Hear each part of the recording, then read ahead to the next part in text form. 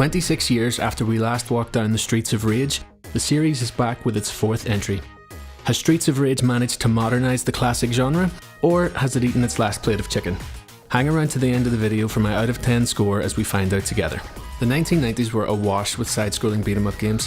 From the crowded arcade hall to the home console market, this basic but extremely addictive medium set the tone of gaming for a lot of 1990s kids, myself included. It really was a crowded market, with the likes of Turtles in Time, Final Fight, but I do think that we can all agree that we look back most fondly on the Streets of Rage. With its dark urban tone, hip-hop electronic influenced soundtrack, and Saturday morning cartoon art style, Streets of Rage was the epitome of cool. Set again in Wood Oak City, Streets of Rage 4 takes place 10 years after the events of Streets of Rage 3, when Mr. X and his crime syndicate were finally bested. However, Mr. X's twin children, Mr. and Miss Y, because of course, have risen to the top of the dark urban setting and are hatching their nefarious revenge.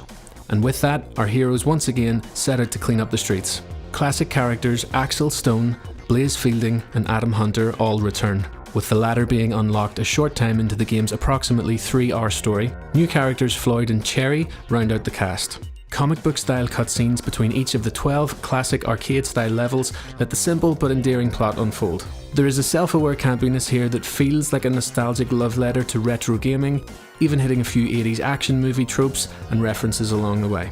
If you enjoy the likes of RoboCop, Terminator, Die Hard, that kind of thing, you're going to be just at home.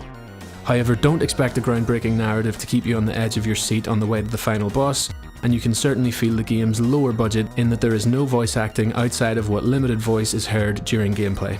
The gameplay loop consists mostly of clearing screen-wide areas of varying enemy types, collecting pickups to restore your health with the classic apples or turkey dinner, or increase your score and grade with suitcases of money.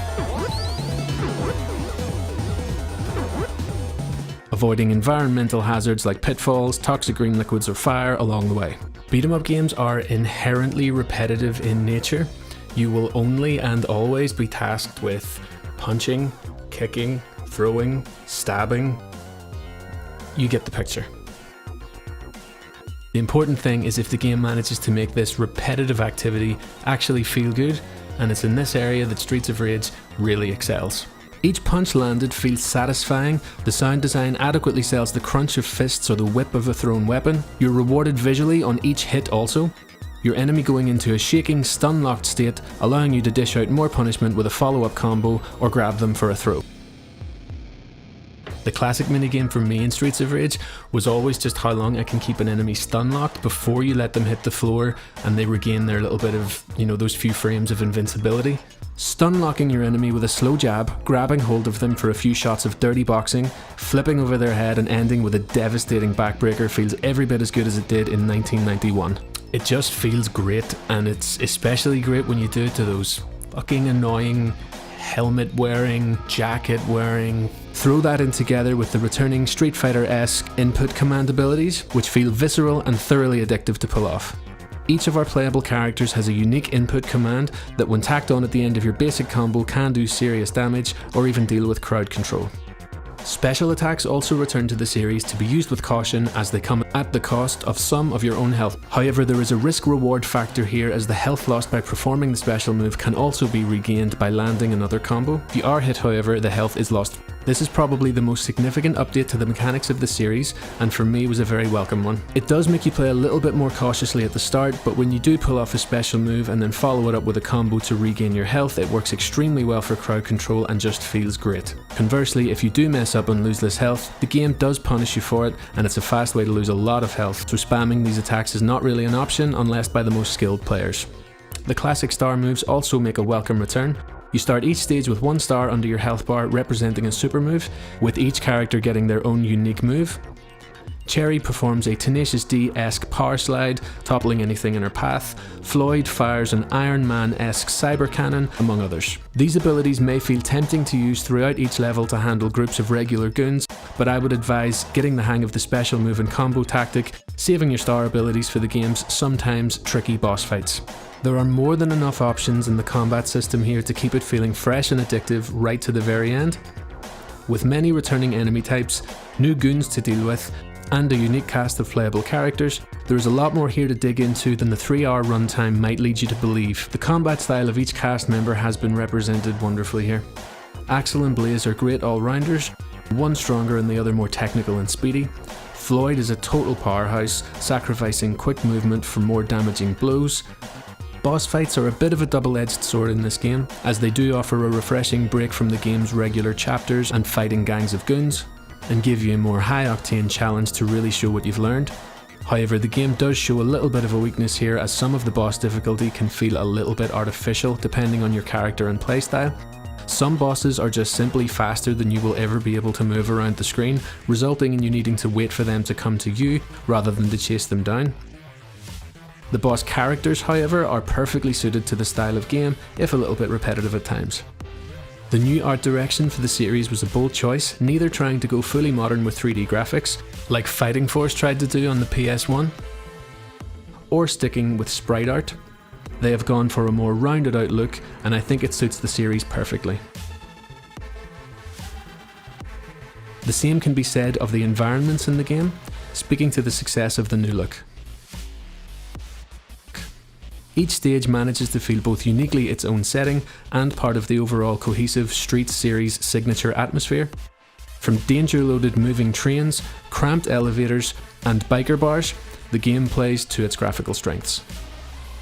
Even more so than the environments, however, and probably the most signature thing when people think about Streets of Rage, the atmosphere is driven home most effectively by the soundtrack. Series composer Yuzo Koshiro returns among a cast of others and delivers a perfectly fitting update to the electronic urban sounds of the Streets of Rage series.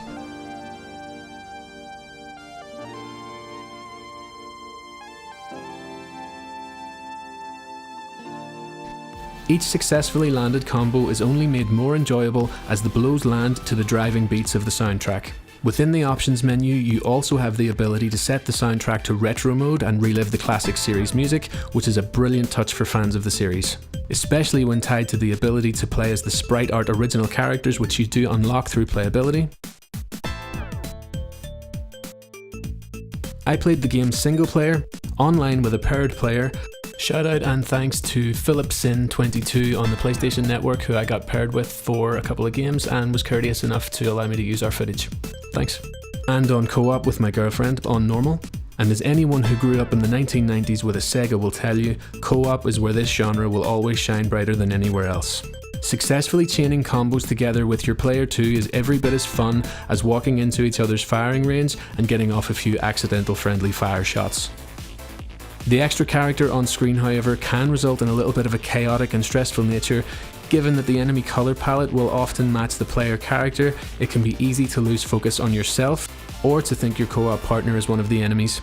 However, if you do find yourself getting hit too often by your teammate, you can always settle it in the game's battle mode, player versus player option that is sure to ruin a few relationships. Playing the game online rather than with someone else in person was decidedly more sluggish with a little bit of input lag, but still satisfying to make your way through a level with a friend, and a great option if you can't get someone to sit down with you, especially in the current world climate. Streets of Rage 4 successfully stays true to the roots of the beat-em-up genre while also introducing some new spin to the series. There is room for improvement, but only due to minor blemishes, and given the very fair sale price, it's easily forgiven.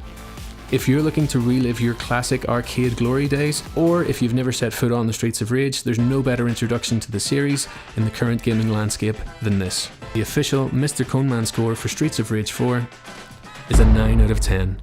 Must play. Thanks for sticking around to the end of the video and watching the review. If you enjoyed this video, please consider hitting the like button or subscribing for more videos like this one. Let me know down in the comments if you agreed or disagreed with any of my thoughts on the game.